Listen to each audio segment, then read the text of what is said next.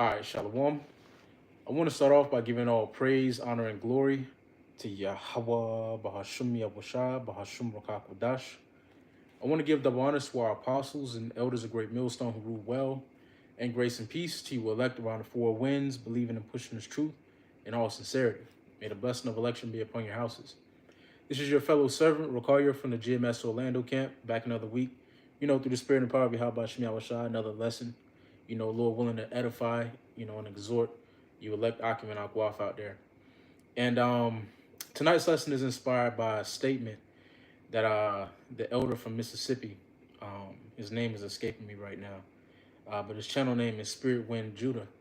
And I was watching his live stream from yesterday, and he made a statement about how the book of Sirach is really a book of moderation, and it sparked the inspiration for this lesson because I couldn't have said that better myself.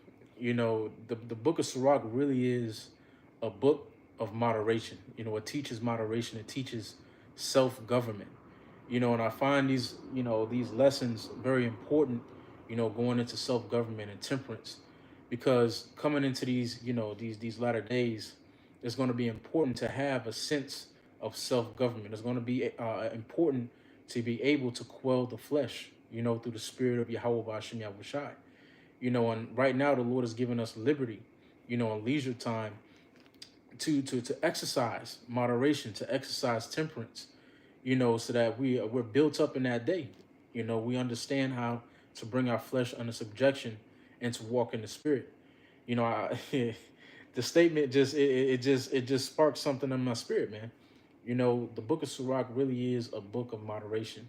It teaches you really just to sit the fuck down, man. Sit the fuck down, chill out, all right, control yourself. It really goes into a lot of self-governance, which is important for us that are hopefully elect, and moderation goes into temperance, and temperance goes into humility. We understand humility to be one of the first principles of this truth of ours. It's one of the base principles of this truth of ours: humility, remaining humble, remaining coachable by Yahweh, by Hashem Yahushua, by the Spirit, remaining humble, to what the Lord has going on, and humble regarding the work that the Lord is performing, But I want to start off here in 1 Corinthians chapter 9 and verse 25. And slack you for the light, man. I'm trying to open up them curtains, but don't got too much light. It says, and every man that striveth for the mastery is temperate in all things.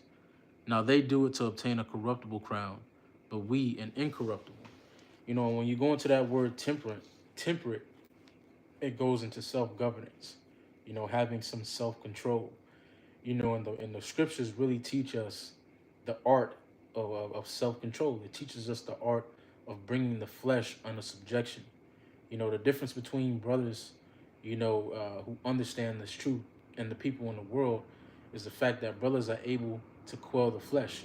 We don't succumb to the flesh at every whim like the people of this world.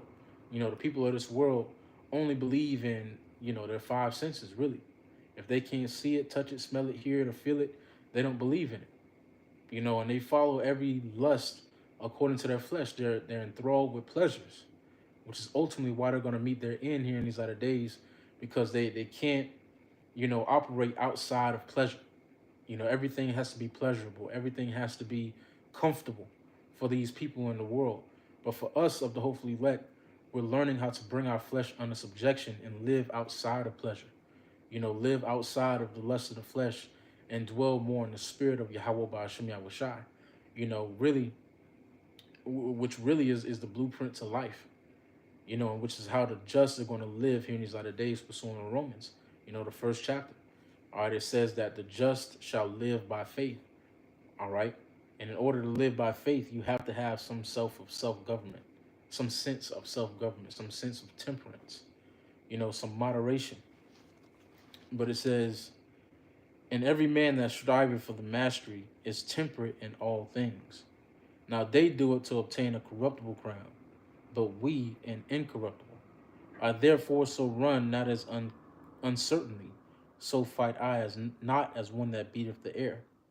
But I keep under my body and bring it into subjection, lest that by any means, when I have preached to others, I myself should be a castaway. And these lessons ultimately, are meant for the building of our character. A lot of lessons there are a lot of lessons in the book of Sirach that go into character building. That go into how to dwell in the spirit. How to utilize the wisdom that the Lord has given us. Because contrary to popular belief, knowledge is not power. All right, applied knowledge is power. All right, I use this analogy all the time. Niggas in the world understand and know all day that cigarettes cause cancer, but they still smoke them. What good is that knowledge unto them if they're not going to use it? Likewise, the wisdom of Yahweh Bahashim Yahushai. What good is it to us if we don't apply it? If we don't, act on faith with the things that we've received through the Spirit. Like it says in Hebrews, the 4th chapter. All right, in order for these things to profit us, we have to mix it with faith and apply it. Application is key. But it says, and this is go for myself as well as any Akim and Akwaf out there who need to hear it. These lessons really are a lot for brothers. Brother, the Lord put certain lessons on brothers' minds, for themselves and for those who might have the ear to hear it, who might need to hear it at the time, man. A lot of times brothers are able to look back at the videos that they made, and be built up by it, in the future. You know, certain lessons are for brothers in the future. Certain lessons brothers made 2 years ago, they're able to look at again, and gain an understanding from, you know, and that's how it's all through the Spirit of the Lord, man. And the Lord is working through brothers to really bring every the elect into the unity of the faith, like it says in Ephesians, the 4th chapter. But it says, but I keep under my body and bring it into subjection, lest that by any means, when I have preached to others, I myself should be a castaway.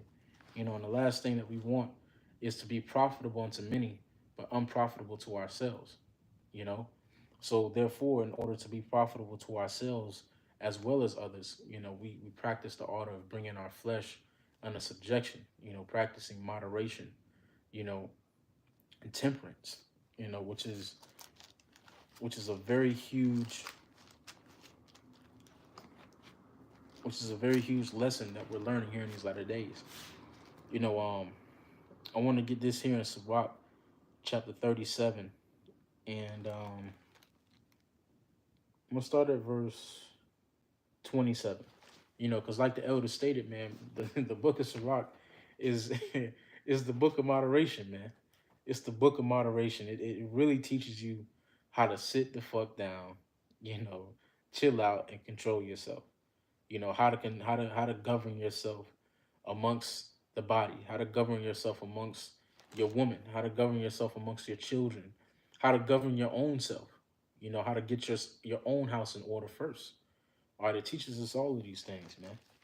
You know, but it says, "My son, prove thy soul and thy life, and see what is evil for it, and give not that unto it. For all things are not profitable for all men, neither have every soul pleasure in all things." And the Lord has given us, this time of liberty to prove our souls, prove ourselves, what's good for our souls and what's not, and that's a process. You have to prove your soul to see what draws you closer to the Lord and what draws you further. All right, because it's important to be drawing yourself closer to the Lord, especially in the times that we're living in, man. You want to be able to be your first line of defense. Before brothers sense something off in you, you should be able to sense something off in you. And that comes through proving yourself, testing your, seeing what's good for your spirit and what's not. Some brothers, got to put down the drink for a little bit. Might the drink might be throwing you off. Put down the television. Turn off the TV for a little bit. Me personally, music could take me. I could listen to music for hours, man. Hours. Sometimes I got to turn that shit off, man, and get to reading. Get back to my principles. Some Jakes, It's good for their spirit to hit the gym, to get that frustration out, and to have that pump, to have that, that natural pump to get them going, in the day. It makes them feel better. It's all, every brother is different, which is why it's important to prove your own soul and see what is good for it and what's not. It says, my son, prove thy soul in thy life and see what is evil for it, and give not that unto it. Right. And if you in the process of proving your soul, if you find something that's not beneficial for your walk, cut it off.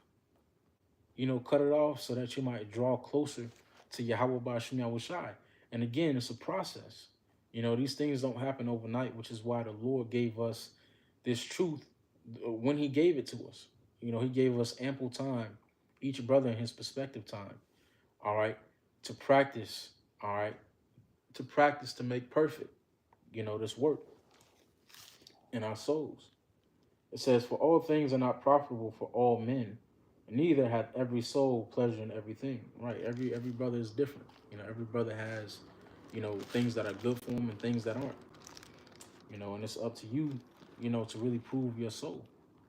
It says, be not unsatiable in any dainty thing, nor greedy upon meats. And again, this is another lesson that's going into, about your diet, really. It's a spiritual connotation to it as well. There's a spiritual connotation to the scriptures as well as a physical connotation. It says, be not unsatiable in any dainty thing, nor too greedy upon meats. For excess meats bringeth sickness, and surfeiting will turn into toilet. By surfeiting many have perished, but he that taketh heed prolongeth his life. Really just telling you, man, just be careful. Don't be careful of your meats, man. you know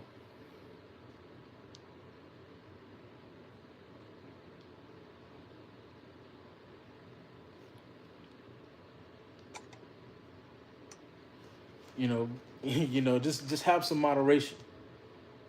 Practice moderation and self-control. And these are big lessons, huge lessons that we're learning here in these other days that are going to set us apart from the rest of this world. All right, our ability to dwell in the spirit of the Lord, our ability, to dwell in the spirit, the gift of faith, as well as the treasure of the fear of the Lord, is what's going to set brothers apart from the rest of this world. And ultimately their ability to practice moderation and temperance, to have self-control over the flesh and not to give in to the pleasures of this life. Because Esau is getting ready to come with pleasures, man. He's getting ready to come with deceivableness, man. He's getting ready to come with with a whole lot of pleasures, man, to beguile the people into falling, for this new regime he's trying to set up. But for us who have the eyes to see and the ears to hear, man, we ain't going for that shit. All right, we understand what the Lord has set before us, and what the Lord has set before us is far greater than any pleasures of this life. The pleasures of the spirit far outweigh the pleasures of this life. And we're witnesses of that every single day, man. But with that being said, that's all I had. Just a quick impromptu. The book of Sirach is a book of moderation, man. It's a book of moderation. It's beautifully said, by the elder, man. And when you get into the whole book of Sirach, it's really a character builder, man. It really teaches you how to walk in wisdom. How to walk and dwell in the spirit of Yahweh Ba'Shem Yahushai, which is an important lesson. It's an important lesson in moderation, which ultimately is a lesson in humility. All right. Once again, humility is one of the foundations of this truth of ours, man, alongside faith. With that, I want to give all praise, honor, and glory to Yahweh Ba'Shem Yahushai, Ba'Shem Rakakudash, and double honors to our apostles and elders of Great Millstone who grew well, and grace and peace to you elect around the four winds, believing and pushing this truth in all sincerity. May the blessing of election be upon your houses. Shalom. Stay up.